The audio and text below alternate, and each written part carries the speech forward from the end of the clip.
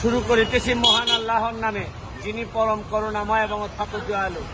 শুক্রবারে জুমার দিনে পুরা এলাকা পানির তলে, পুরা উসমানীনগর, বালাগঞ্জ, জগন্নাথপুর, ফেঞ্চুগঞ্জ, এই যে কুশিয়ারার পরে, সুরমার পরে এখন কুশিয়ারার পানির কারণে এই অঞ্চল পুরাটা প্লাবিত হয়ে গেছে। যেটা প্লাবিত হয়েছিল সুনামগঞ্জ এবং সিলেট প্রায় এক সপ্তাহ আগে, এখন প্লাবন শুরু হয়েছে হচ্ছে গিয়ে এইসব এলাকার উপর দিয়ে।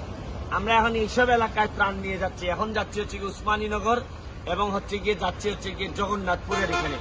আমি জানি যে এইসব জায়গাতে আমি ফুটবল খেলছিলাম, শ্রীরামসী থেকে শুরু করে উসমানপুর, উসমানীনগরের এইসব জায়গায় গেছিলাম। এদের জন্য ত্রাণ নিয়ে শুরু করছি যাত্রা। ত্রাণ এবং নগদ টাকা পয়সা আমি রওনা দিছি। আপনাদের এই যে টাকা আমারে পাঠাইছেন, এই প্রতিটা টাকা মানুষের কাছে পৌঁছানোর আগ পর্যন্ত আল্লাহর কাছে চাইছি যে আল্লাহ আমার একটু অসুস্থ বানায় না। কোনোভাবে আমি এই টাকাগুলা নিয়ে বা কোনোভাবে রেখে আমি অসুস্থ হইতে চাই না। সবকিছু দেওয়ার পর আল্লাহ তুমি যা ইচ্ছা তাই করো।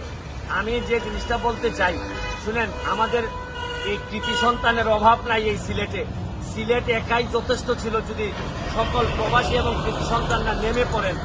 সামান্য একটু করেও যদি আপনারা করেন, তাইলে এই সিলেটকে বন্যার ভাসানোর আগেই ত্রাণের মাল দিয়েই ভাসানো যেত। আপনি যদি সিলেট মহাসড়কে দাঁড়াই থাকেন, দেখবেন সারা বাংলাদেশ থেকে কত মানুষ ত্রাণ নিয়ে আসতেছে। কিন্তু আমার মাঝে মধ্যে মনে হয় যে সারা বাংলাদেশের মানুষ আসতেছে, কিন্তু সিলেটের যারা কৃতি সন্তান তারা যদি একটু কষ্ট করে নেমে যেতেন, আরো যদি, অবশ্যই আপনারা করতেছেন, আর একটু যদি ভালো করে করেন, তাইলে বিশ্বাস আমরা এই যাত্রায়, এই যে দুর্যোগ, যেটা কেউ কেউ বলছেন যে গত 50 বছরে এই ধরনের কষ্ট হয় নাই মানুষের, এই কষ্ট থেকে কিছুটা হইলে আমরা মুক্তি দিতে পারতাম। আরে আসল মুক্তি দেওয়ার মালিক তো আল্লাহ।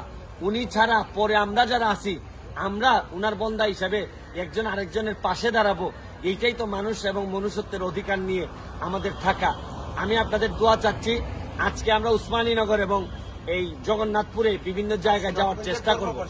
আর ধর্মপাশা অলরেডি আমাদের আরেকটা ট্রাক, এখানে একটা ট্রাক, দুইটা ট্রাক, একটা ট্রাক চলে গেছে সুনামগঞ্জের ধর্মপাশা এবং খালিয়াজুড়িতেও কাভার করবে।